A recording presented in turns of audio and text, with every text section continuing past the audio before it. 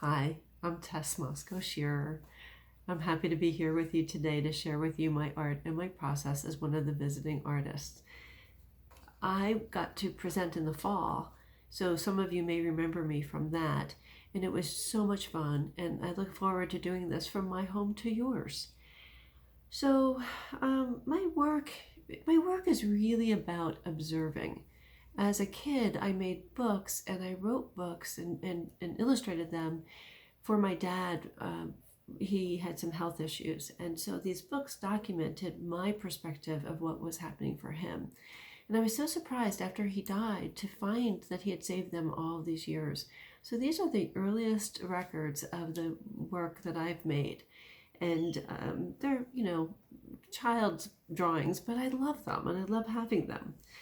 And so that sense of observation, that curiosity about what was happening in the world around me, has stayed with me as an adult. And so my work is really not about trying to capture a beautiful landscape or some environment and scene, but it's really about evoking emotion and expression of something that's going on within me. And that expression could be something about my thoughts and dreams and desires, or it might be a response or reaction to something that's going on in my world. Essentially, I work with paper. And so the tools that I use, some of them are kind of similar to the tools that are used in clay. And so the paper is generally it's soaked and it's sculpted and it has to dry. And then maybe it's peeled apart, it's torn, it's sewn back together again. Sometimes it's stabbed, sometimes it's sanded. It can be a really rough, very assaulting kind of process, kind of like clay. You really have to like knead it and do everything with it. But sometimes it's more gentle. I typically use colored pencil and pastels for the colors, and I use Irish linen thread, which is a bookmaker's thread, for the sewing that I do. I want to talk about a couple of the pieces that are pictured here. There's two, the fragmented figure and shedding, which explores how we armor ourselves and shield ourselves from our emotion in our world, and then what happens when we let go. And so often we find it hard to let go, and we keep things close to us.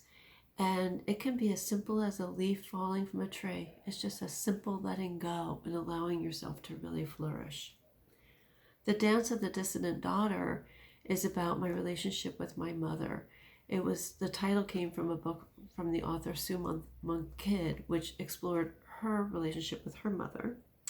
And the Time and Again series explores the aspect of time, the repetition of behaviors and the repetition of patterning and ritual within our lives. And what I found, I started doing these mandalas a couple of years ago, and they've continued to stay in my life and my work and to show up over and over again. And I love that repetition. It really gets me into my flow, and then it inspires other work to come forth. I had a solo show in January and February called The Cartography of Silence. And when I was doing the work for that show, I thought silence was monochromatic. I thought that it was a soft, quiet time between the breath, between the thoughts, between consciously thinking about what was going on, because then that's monkey brain, and that's not really silence. And what I have come to learn is that silence and solitude is actually quite colorful, and it's not monochromatic at all, and it's lush and it's vivid. And I think for me, that show helped to prepare me for where we are today, and to look at my silence and my solitude and aloneness.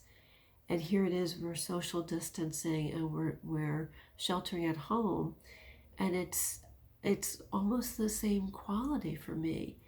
And so where I'm there are times, I mean, there's definitely times where I'm feeling fear and frustration and sadness and grief about everything that's going on. But there's also these times when I'm okay because I've been okay in this year working, doing the work for the cartography of silence. When I began the rabbit hole, it was about our self awareness. However, now that I see it as complete, I see that it is about living with change and uncertainty. Each page has a hole torn out. When viewed together, it is quite lovely, yet there is something jarring about the torn shape on each page. I think it is timely for right now. We are all down the rabbit hole on this one.